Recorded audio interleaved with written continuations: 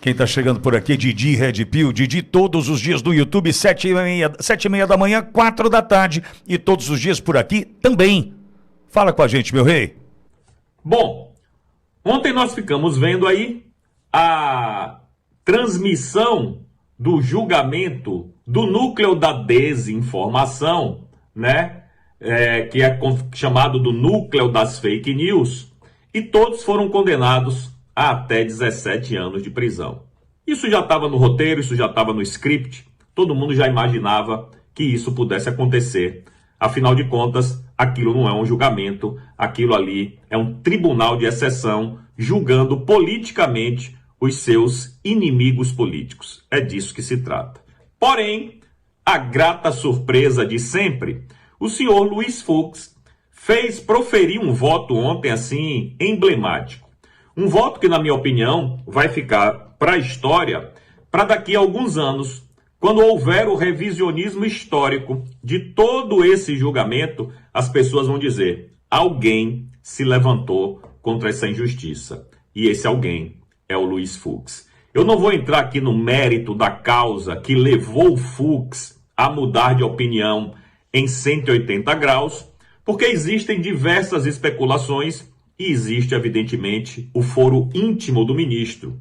Pode ser que não seja nada do que a gente esteja pensando. Mas a verdade é uma só e a gente não pode fugir dela.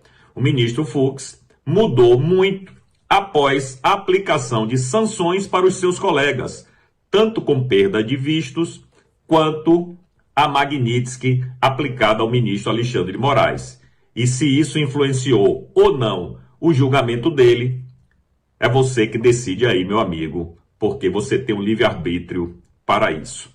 De qualquer jeito, voltando ao julgamento de ontem, que foi, mais uma vez, uma aula de direito para os seus pares, o ministro Luiz Fux simplesmente admitiu que havia cometido injustiças ao longo de todo esse processo da trama do golpe do 8 de janeiro. Mais uma vez, ele dizendo que não houve golpe nenhum, principalmente nesse núcleo da desinformação, aonde as coisas eram trocadas, as informações eram trocadas muitas vezes através de zap. E como é que alguém que não botou o pé em Brasília, que não muitas vezes não estava lá no dia 8, pode ser acusado de, por exemplo, organização criminosa armada? Como alguém apenas por trocas de mensagens pode ser acusado de depredação do patrimônio público? Não tem o menor sentido uma coisa dessa, todo mundo já sabe disso, mas é bom a gente ver o Luiz Fux esfregar verdades na cara dos seus colegas. Bom, ele também falou uma coisa bastante importante sobre a auditoria das urnas pedida pelo partido PSDB em 2014, quando o Aécio, se eu não me engano, perdeu para Dilma. Então, meu amigo, não é nenhuma novidade que partidos políticos peçam auditoria. Só que agora virou crime.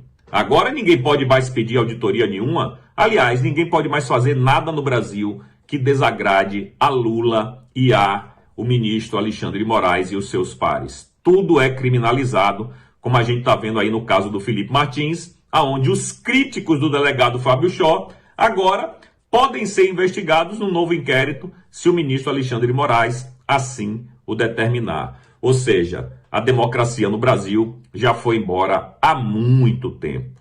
Bom, e aí também o próprio Luiz Fux, nesse julgamento de ontem, pediu para sair da primeira turma. E mais uma vez existem N motivos para que ele pudesse ter feito isso. Na verdade, a gente nunca vai saber a verdade. Mas ele pediu para sair, está na mão agora do senhor Edson Fachin, que vai decidir se ele fica ou se ele sai.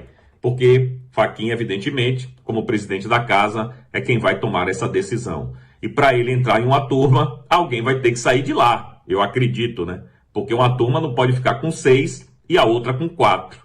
Porque não pode dar empate em nenhuma das duas. Enfim, como o Fachin vai resolver isso, eu não faço a menor ideia.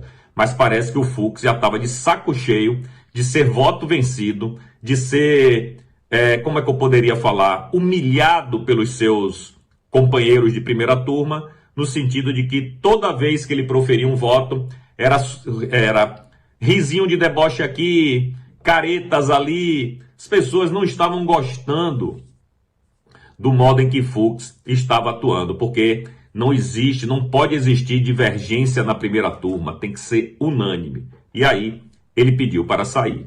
Vamos ver se o pedido dele vai ser aceito ou não, se ele vai para a primeira turma. Se ele for para a primeira turma, aí teremos lá Fux, teremos Cássio Nunes Marques e o André Mendonça. De 5, formaria-se então o que a velha mídia já está dizendo de uma ala bolsonarista dentro da Suprema Corte na segunda turma.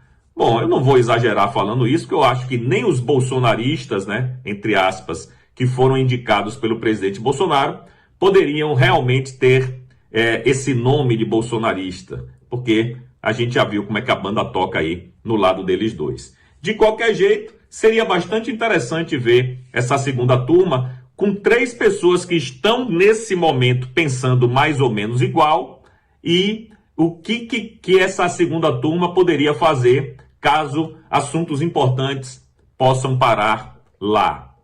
O futuro vai dizer. De qualquer jeito, o Luiz Fux ontem está de parabéns mais uma vez, assim como no processo de Bolsonaro, ele ontem também pediu a absolvição de todos os réus e a anulação do processo, o que significa dizer que aquele processo é uma farsa, é uma mentira, e a história se encarregará de provar que o Fux está certo.